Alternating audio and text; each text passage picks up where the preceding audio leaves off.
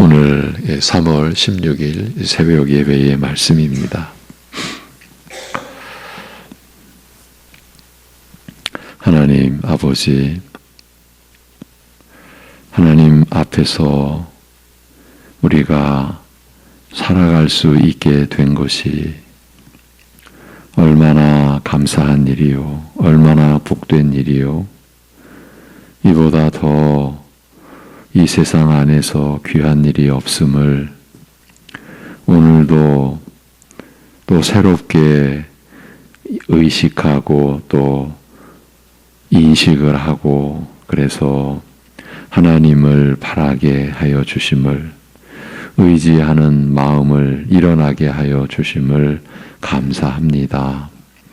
우리의 모든 것을 그 선하시고 온전하시고 기뻐하신 뜻으로 섭리하심을 오늘도 믿는 주의 백성들이 외모로는 아무리 연약하고 이 세상에서 볼 때는 너무 작게 보일지라도 신실하게 진실되게 주님의 빛으로, 주님의 사랑을 이 세상에 비추이는 빛으로 사는 기쁨이 있게 하여 주옵소서.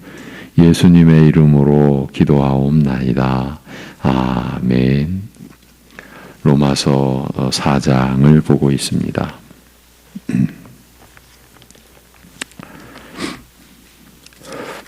로마서 4장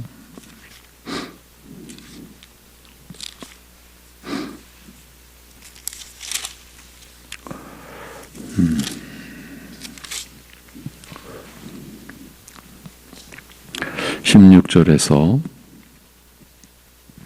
18절까지 보시겠습니다. 16절에서 18절, 로마서 4장 16절에서 18절입니다. 같이 보시겠습니다.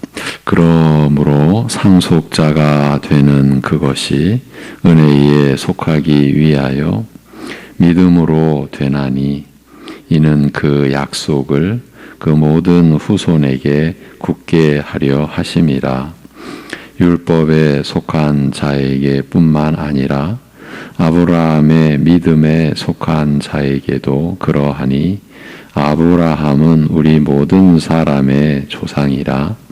기록된 바 내가 너를 많은 민족의 조상으로 세웠다 하심과 같으니, 그가 믿은 바 하나님은 죽은 자를 살리시며 없는 것을 있는 것으로 부르시는 이시니라.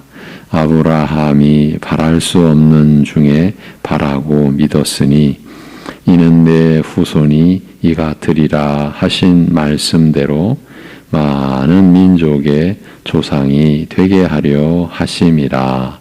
아멘.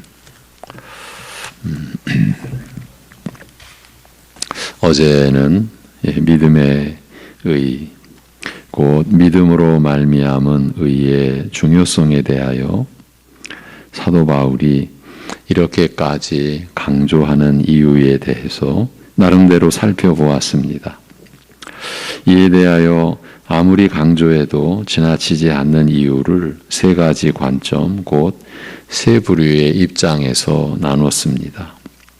이 믿음의 의를 그대로 받아들이는 분들을 위해서도, 그대로 받아들일 수 있게 된 분들, 이렇게 말하는 게 정확하겠죠. 또 전혀 받아들이지 않으려는 분들을 위해서도, 또 이런 면을 별로 중요하게 여기지 않으며 자기만의 신앙관을 갖고 있는 분들을 위해서도 교회는, 말씀의 일꾼들은 사람이 의롭다 하심을 얻는 것은 율법의 행위에 있지 않고 믿음으로 되는 것에 관하여 끊임없이 전하고 가르쳐야 한다고 했습니다.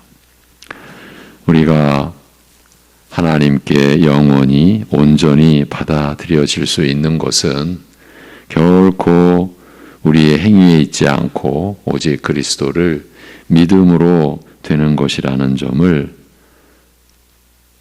늘 상기시켜야 되고, 또 그 복음을 선포하고 그 복음이 진술된 성경 본문을 통해서 늘 가르쳐야 한다. 그런 말씀을 드렸습니다. 16절 직역을 다시 들어보십시오. 이러므로 믿음으로 말미암나니 은혜를 따라 약속이 모든 씨에게 경고히 되게 하려 함이라고 합니다. 우리의 행위가 아닌 믿음으로 말미암는다는 겁니다. 그렇게 해서 은혜를 따라 하나님의 약속이 모든 씨, 곧 상속자에게 경고히 되게 하려 함이라는 겁니다. 이 내용을 우리말 번역에서는 상속자가 되는 그것이 은혜에 속하기 위하여 믿음으로 되나니, 이는 그 약속을 모든 후손에게 굳게 하려 하심이라고 한 것입니다. 우리말 번역은 은혜를 더 강조한 측면이 있어서 우리의 이해를 도와준다고 했습니다. 여하튼 믿음으로 말미암는 것은 곧 은혜를 따라서 된다. 이렇게 연결되는 것, 결코 여기서 우리가 흐트러져서는 안 된다고 했습니다. 이렇게 믿음은 항상 은혜와 함께 한다. 종교개혁의 5 원리를 보면 오직 성경만으로, 오직 그리스도께서만, 오직 은혜만으로, 오직 믿음만으로, 오직 하나님께만 영광이, 이렇게 되어 있는 것도 소개해 드렸습니다. 은혜와 믿음은 이렇게 항상 연결되어 있는, 곧 떨어질 수 없는 관계로 묶여 있는 통일된 원리라고 했습니다. 그러니까 하나님의 은혜라고 하면서 믿음으로 말미암지 않으면 앞뒤가 안 맞게 된다고 했죠. 은혜 안에서라고 하면서 자신의 열심과 행위와 공로와 자격, 운운하게 되면 하나님 앞에서 뻔뻔스럽게 거짓말을 하는 셈인 겁니다. 그러니 우리가 모든 일에서 아무리 열심을 냈다 해도 사실은 그렇게 살아가야죠. 점점 더 모든 일에서, 그 작은 일에서 하나님께 충성하고, 그것이 참 그렇게 충성하기 위해 모든 열심을 냈다 해도 그렇게 할 수 있었던 것이 오직 하나님의 은혜인 줄 알고 오직 감사할 뿐인 것이지요. 예. 이 참 방금 이렇게 진술해드린 어쩌면 너무 간단한 이 내용이 우리의 일생을 통해서 말씀으로 훈련하고 연습하고 해도 부지불식간에 내가 했잖아. 이건 내 공로잖아. 이에 따른 보상, 상급이 있잖아. 이렇게 되기가 너무 쉽죠. 예. 그리고 대놓고 아니면 은연중에라도 자랑하고픈, 그래야 뭔가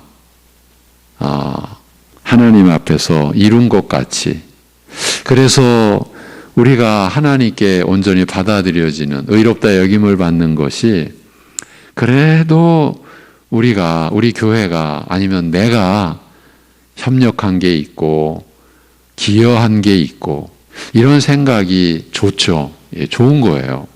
그리고 이런 생각이 이거 꼭 필요한 거 아니야? 이렇게까지도 나아가게 되고요. 예. 참 16절 이제 하반절, 율법으로 말미암은 씨뿐 아니라 아브라함의 믿음으로 말미암은 씨에게도니 그는 우리 모두의 조상인이라고 하는 것은 유대인이나 이방인이나 할례자나 무할례자나 믿음의 의로 말미암는 자들에게 아브라함은 우리 모두의 조상이 된다는 그 말입니다. 그래서 아브라함을 믿음의 조상으로 일컫는 것이라 했습니다. 우리는 영적으로 아브라함의 후손이요, 따라서 하나님 나라의 상속자들인 것입니다. 중요한 것은 우리는 믿음의 조상의 후예라는 점, 무슨 행위로 업적을 남긴 조상의 후손이 아니라는 뜻입니다. 우리가 사실 조상 얘기하면 그 조상의 어떤 이 세상에 남긴 업적, 이 얘기를 하고픈 거죠. 예. 그리고 그러한 면이 드러나지 않는 조상 얘기는 안 하죠. 우리 일상에서. 그렇죠? 예, 우리가 성경 안에서도 우리는 그렇게 가기가 쉬운 거죠. 그래서 4장 2절에서 만일 아브라함이 행위로서 의롭다 하심을 받았으면 자랑할 것이 있으려니와 하나님 앞에서는 없느니라. 없다. 이렇게 한 거예요. 예. 그러니까 하나님 앞에서 자신의 행위로 자랑할 것이 있는 자는 아브라함의 자손이 아니라는 것을 자기 스스로 밝히고 있는 꼴이 되는 거예요. 즉 아브라함을 믿음의 조상으로 둔 자가 아닐 수 있다. 무서운 얘기죠. 자, 이러한 진술 뒤에 17절부터 아브라함의 믿음을 바울이 구체적으로 또 거론을 합니다. 오늘은 여기서부터 이어갑니다. 그런데 이 며칠 동안 왜 우리가 로마서를 보고 있는 것입니까? 그것은 로마서를 통해 그리스도 안에서 우리가 받은 은혜, 그리스도 안에서 도대체 우리는 누구냐? 우리는 하나님과 어떤 관계냐? 그렇게 되는 은혜, 그 은혜를 확인하기 위함인 것이죠. 데살로니가전서 5장 18절에서 범사에 감사하라, 이것이 그리스도 예수 안에서 너희를 향하신 하나님의 뜻이니라고 하셨지 않습니까? 그래서 우리 자신에게 물었습니다.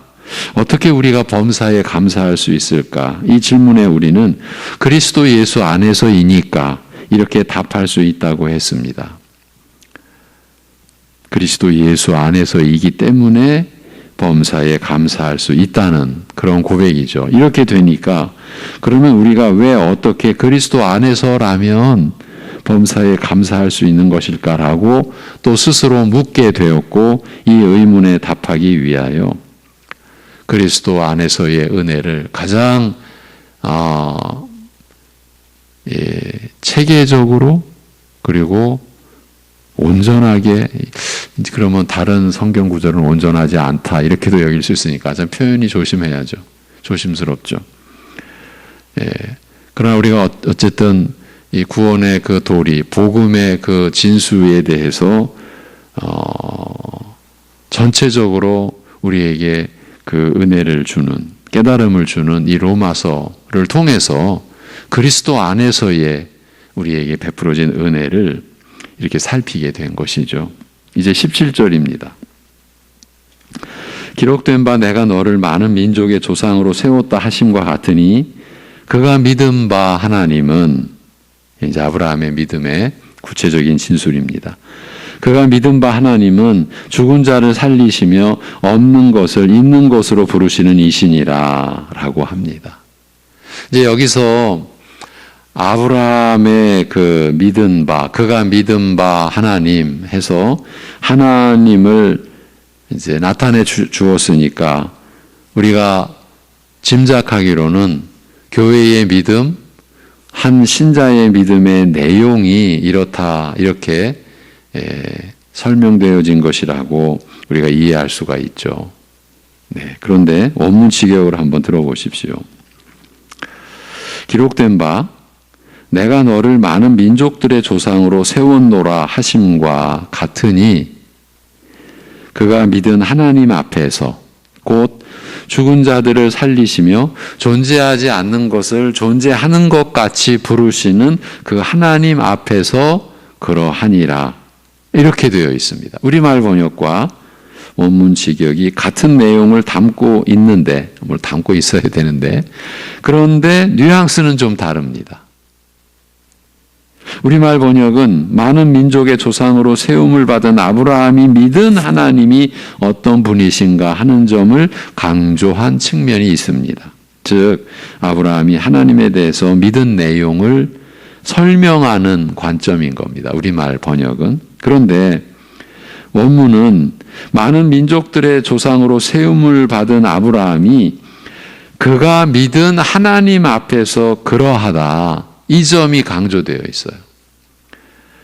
그러면서 그가 믿은 하나님이 어떤 분이신지를 덧붙이고 있는 구조입니다. 그러니까 그가 믿는 하나님 앞에서, 즉 죽은 자들을 살리시며 존재하지 않는 것을 존재하는 것 같이 부르시는 그 하나님 앞에서 아브라함 그는 많은 민족들의 조상으로 세워진 것이라는 말입니다. 이 부분은 좀 더 생각을 나눠야 할 것 같습니다. 우리말 번역대로라면 17절이 나타내려는 뜻은 단순하게 정리될 수 있는 내용입니다. 많은 민족들의 조상으로 세워진 아브라함이 믿은 하나님은 이런 분이시다는 것을 설명하는 구절로 보면 됩니다. 어떤 분이시라고요? 죽은 자를 살리시며 없는 것을 있는 것으로 부르시는 이시라고요. 그래서 우리도 하나님을 이렇게 믿어야 되겠구나. 이렇게 연결이 되면 좀 단순해집니다. 그런데 원문대로라면 17절은 단순하게 정리가 되지 않습니다. 원문대로 보아도 분명히 아브라함이 믿은 하나님이 어떤 분이신지를 설명하고는 있는데 단순하게 이 설명을 하고 있는 게 아니라는 말입니다. 더 복잡해질 수 있으니까 여기서 좀 정리하고 핵심을 짚어보자면 이렇습니다. 하나님께서 하나님을 믿는 아브라함을 많은 민족의 조상으로 세우셨는데 그가 믿은 하나님 앞에서 그러하다. 그렇게 되었다. 그 말입니다. 그런데 여기서 덧붙였습니다. 어떻게 해요? 그 죽은 자들을 살리시며 존재하지 않는 것을 존재하는 것까지 부르시는 그 하나님 앞에서 그렇다. 이런 식으로요. 그 하나님 앞에서 그러하다. 그러니까 이렇게 믿은 하나님 앞에서가 아니면 그는 많은 민족의 조상으로 서 있을 수가 없었다. 그 말이죠. 그러니까 이 강조하는 면이 다르다. 조금 다르다. 그래서 뉘앙스가 다르다. 이렇게 말씀을 드린 거예요. 다시 설명하자면 아브라함은 그가 믿은 하나님 앞에서 많은 민족의 조상으로 설 수 있었다는 겁니다. 그런데 그가 믿은 하나님은 그 죽은 자들을 살리시며 존재하지 않는 것을 존재하는 것 같이 부르시는 분이시라고 했습니다. 그러니까 이 둘을 연결하면 아브라함이 믿고 있는 그 죽은 자들을 살리시며 존재하지 않는 것을 존재하는 것 같이 부르시는 그 하나님 앞에서 그는 많은 민족의 조상일 수 있었다. 그 말입니다. 비슷한 얘기를 반복하는 것 같아서 죄송하기도 한데 이 다른 뉘앙스를 느끼게 해 드리고자 하는 거예요. 우리 함께 느꼈으면 하는 거예요. 분명히 다른 점이 있기 때문입니다. 원문이 더 강조하는 면이 있어서 그 점을 안내해 드리려는 겁니다. 한마디로 아브라함이 이렇게 믿은 그 하나님 앞에서 그는 많은 민족의 조상으로 세워졌다는 말이죠. 달리 말하면 하나님을 그렇게 믿지 않았으면 그는 많은 민족의 조상으로 세워질 수 있었겠느냐. 그런 뉘앙스인 거예요. 그러니까 단순하게 하나님은 이런 분이시라고 설명하는 것이 이 구절의 의도가 아니고 단순히 아브라함의 믿음은 이랬다. 이것을 나타내려는 의도가 아니고 그런 하나님을 믿은 것이 강조된 구절이라는 말이에요. 그러니까 믿음을 강조한 거예요. 그러면서 그 믿음의 내용까지도 강조된 것이죠. 아브라함은 그런 하나님을 믿었다는 겁니다. 어떤 하나님을요? 죽은 자들을 살리시며 존재하지 않는 것을 존재하는 것 같이 부르시는 그 하나님을요. 이 하나님을 믿었다는 겁니다.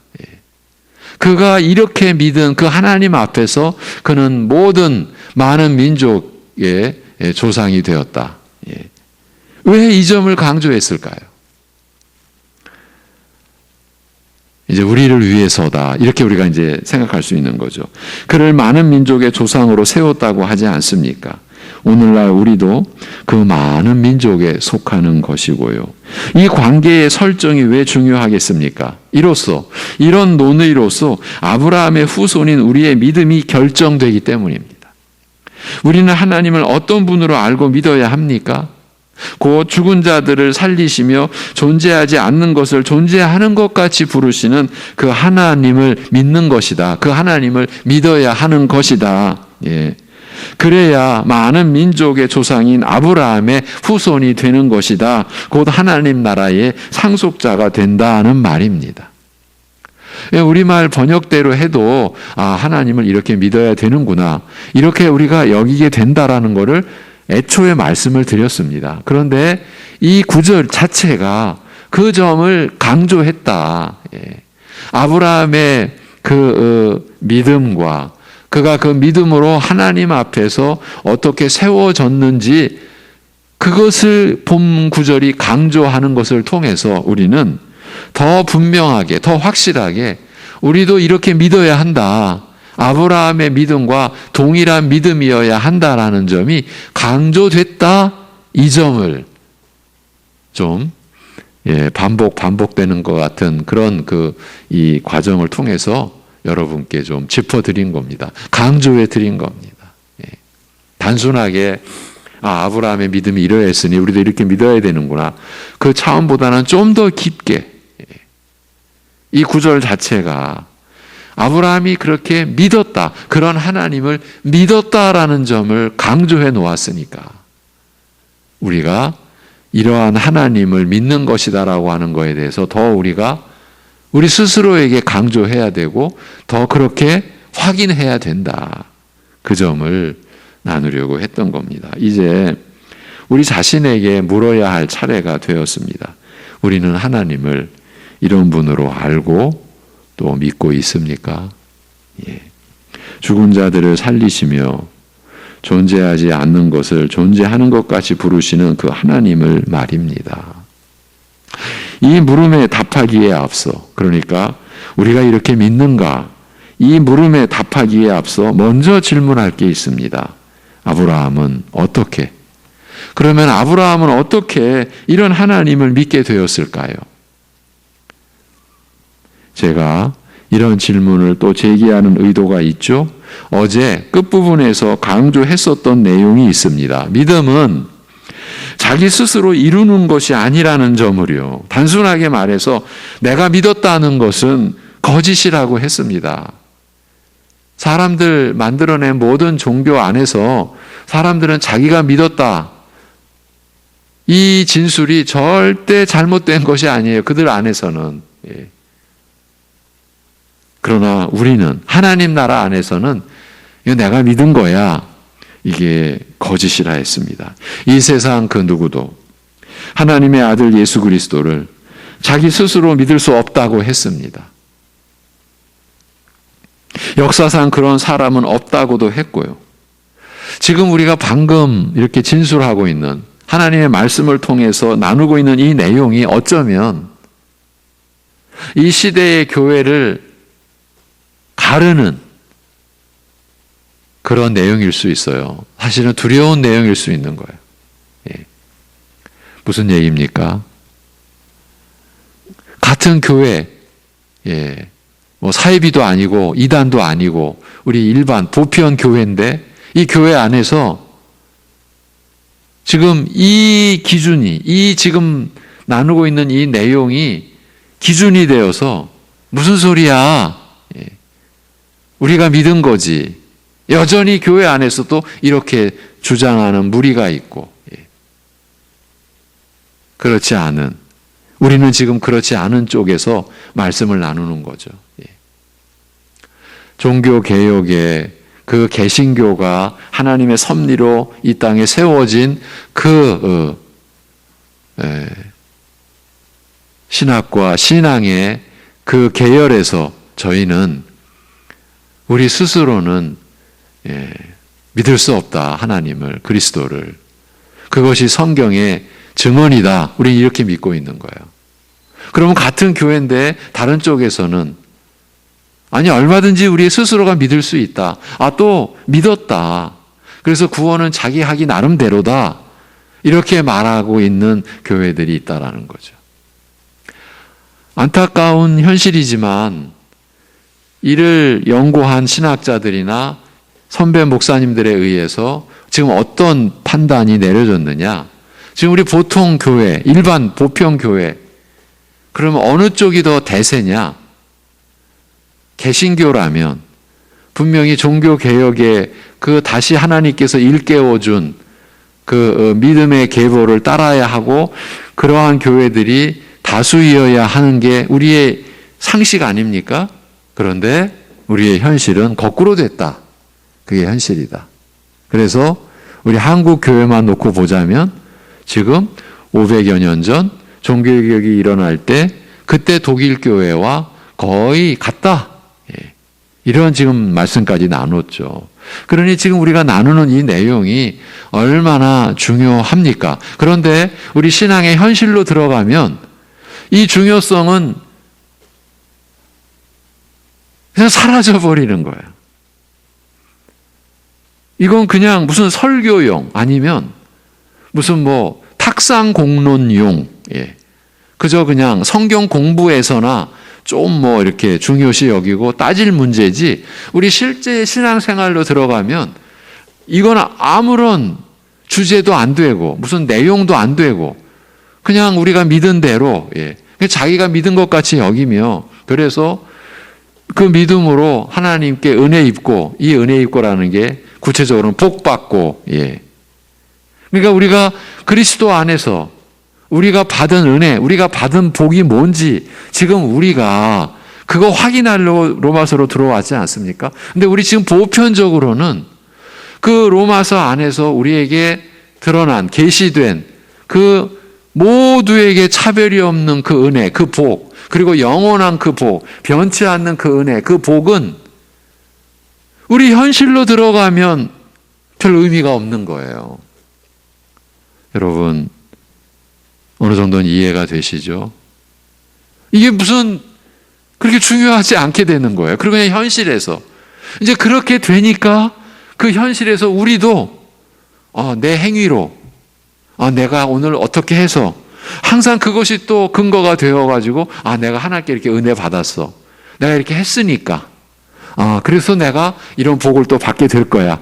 어쩌면 우리도 종교개혁의 그 믿음의 계보에 있으려고 하지만 우리도 일상으로 들어가면 믿음의 법으로냐 행위로냐 했을 때 우리도 그냥 행위의 법, 그 라인에, 그 계열에서 그 행위가 바탕이 되어서 내가 은혜 받지, 복 받지, 또 내가 더 복 받으려면 이런 식으로도 얼마든지 우리도 그렇게 순간순간 의식 없이 이런 것이 아닐까? 제가 너무 우려하는 것일까요? 그런데 이제 여기서 그냥 제가 이런 표현을 잘 안 하려고 해요. 근데 어쩔 수 없이 좀 편하니까. 이게 지금 알미니안주의라고 하잖아요. 그 알미니안주의가 이 시대의 대세다. 이 진단이 얼마나 두려운 겁니까? 그러니까 지금 우리가 논의하는 것은 알미니안주의 입장에서는 헛소리 하는 거예요. 헛소리.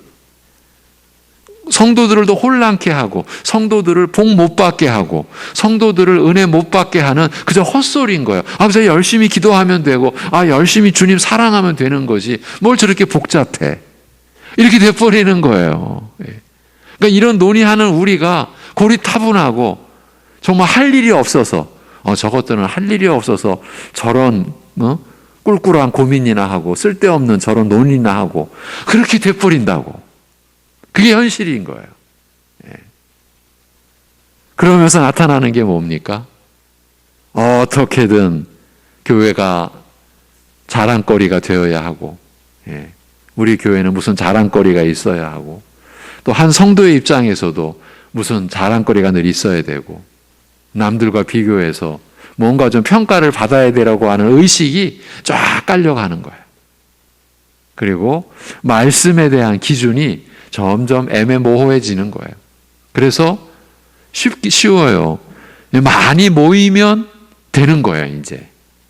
그런 결과가 눈에 보이면. 그러니까 외모가 이제 갖춰지면 그 안에 진리냐 아니냐는 슬쩍슬쩍 덮여지는 거예요. 이런 현실을 이렇게 얘기해도 또 저쪽에서는 저 무슨 소리야? 저거 무슨 헛소리야? 이렇게 되는 거죠.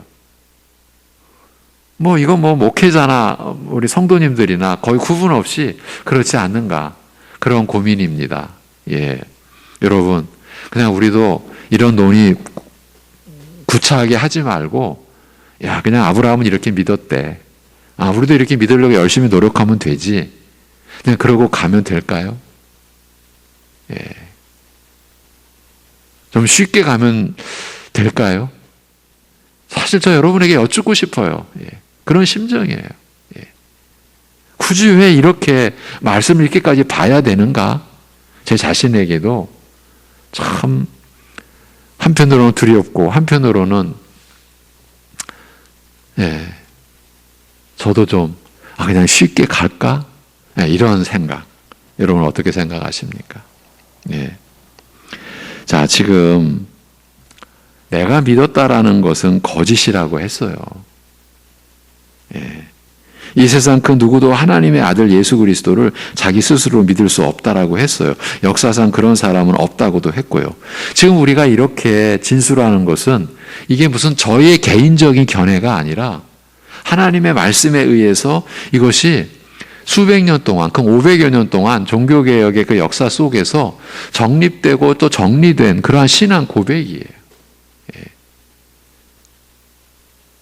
뭐 한쪽에서는 또 대세를 이루고 있는 무리들이 그거 아니다.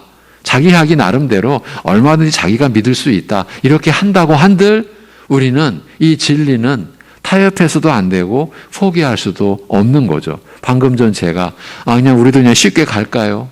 이런 구차한 논의 같은 거 다 내던져 버리고 그냥 갈까요?라고 제가 했지만 그럴 수가 있겠습니까? 예. 그럴 수는 없잖아요. 여러분, 이 믿음으로 의롭다함을 받는다는 이 신칭의 교리가 1500년대 그때에서야 다시 하나님의 섭리로 이 세상에 빛을 발하게 된 거예요. 사도 시대가 지나면서 사도들의 제자의 시대가 되면서, 그러니까 초대교회예요. 1세기를 지나면서 2세기가 되면서 벌써 기록들, 문헌들 속에는 이 믿음의 이 도리가 점점 사라져가기 시작을 했어요. 예. 그러니까 구약 역사가 율법을 왜곡한 것뿐만이 아니라 이 신약교회의 역사도 이 하나님의 의에 관한 이 절대적 이 진리조차도 교회 안에서 애매모호해지기 시작한 거예요. 언제부터? 벌써 사도들의 그 제자들서부터 그들이 남긴 기록을 보면은 믿음의 법이 아니라 행위의 법으로 벌써 옮겨간 거예요. 그게 우리의 죄성이라는 거예요. 그러니까 우리는 틈만 나면 은혜와 믿음보다는 내 행위 쪽으로 금방 돌아서게 되는 게 그게 우리의 본성이에요. 어제도 우리가 좀 이런 부분을 나눴죠. 이게 좀 자꾸 길어져서 내가 줄이려고 해도 이게 자꾸 길어집니다. 자, 이거 좀 정리해야 되는데 조금만 더 하죠. 그래서 자기만의 믿음으로, 그래서 자기만의 신앙생활을 하는 것은 하나님을 예배하는 것이 아니라 우상을 숭배하는 것이라고까지 어제 말씀을 드렸어요. 왜냐하면 자기만의 믿음은 없기 때문이에요. 자기 스스로 자기 혼자 갖는 믿음은 필요 없고 우상을 숭배하는 것이라고 단언할 수 있는 것은 하나님을 믿는 믿음, 곧 예수 그리스도를 믿는 믿음이 우리 안에서 스스로 일어나는 일은 그 누구에게도 일어나지 않고 또 일어날 수도 없기 때문인 거예요. 그래서 자기만의 믿음으로 믿는 신은 우상일 수밖에 없는 것이에요. 어제 예수님께서 그 믿음이 우리 안에서 일어나게 해 주셔야 한다고 말씀을 드렸어요. 믿음의 주, 곧 창시자요 온전케 하시는 예수님이시라고 한 히브리서 기자의 말도 인용해 드리면서요. 이렇게 정리하면 아브라함이 어떻게 하나님을 저렇게 믿을 수 있었을까요? 하는 의문도 풀어지는 거예요. 하나님께서 그 믿음을 갖도록 하신 것이에요. 그 믿음의 내용은 자그만치 죽은 자들을 살리시며 존재하지 않는 것을 존재하는 것 같이 부르시는 하나님이시라는 겁니다. 아브라함이 하나님을 이렇게 알게 되고 믿게 된 것은 하나님께서 하신 일인 것이에요. 그가 자기 스스로 믿은 게 아니라는 말입니다. 이제 이렇게 생각해 보십시오. 만약에 믿음을 자기 스스로 가질 수 있다고 한다면, 그렇게 가정해 본다면, 그럴 때 이런 하나님을 믿을 수 있겠냐? 이렇게 한번 우리 스스로 질문해 보자고요. 이 정도만 생각해 보아도 사람이 하나님을 믿는다는 것은 사람 쪽에서 할 수 있는 일이 아니라는 것을 가늠할 수 있지 않겠습니까? 사람이 스스로 하나님이 어떤 분이신지를 알고 그렇게 믿는 일은 있을 수 없다는 말입니다. 그렇지 않겠습니까? 그래서 늘 여러분에게 믿음은 말씀 위에서 갖는 것이어야 한다고, 말씀에 근거한 믿음이어야 한다고 강조해 드렸고 또 확인해 드렸던 것입니다. 혹시 내가 믿고 싶은 하나님을 마음속에 그려볼 수 있고 실제로 그렇게 믿는다고 할 수도 있습니다. 그런 것도 자기만의 믿음인 것이에요. 그것은 성경이 말씀하는 믿음과는 아무 상관이 없기 때문입니다. 그럴 경우 자기는 하나님을 믿는다고 아무리 주장해도 무신론자 아니면 우상 숭배자일 뿐인 것입니다. 왜? 말씀에 근거하지 않았으니까. 자기가 믿고 싶은 하나님을 믿는다고 하니까. 예. 자기가 믿고 싶은 하나님은 존재하지 않아요. 예. 이렇게 보고 나니까 17절이 다시 새롭게 다가오는 것을 느낄 수 있죠. 믿음의 기준으로 주신 말씀이지 않나, 이렇게까지 여겨지는 거예요. 믿음을 갖는 것에 대한 경종을 울려주는 느낌도 받을 수 있을 것 같고요. 여기까지입니다. 기도하겠습니다. 하나님 아버지,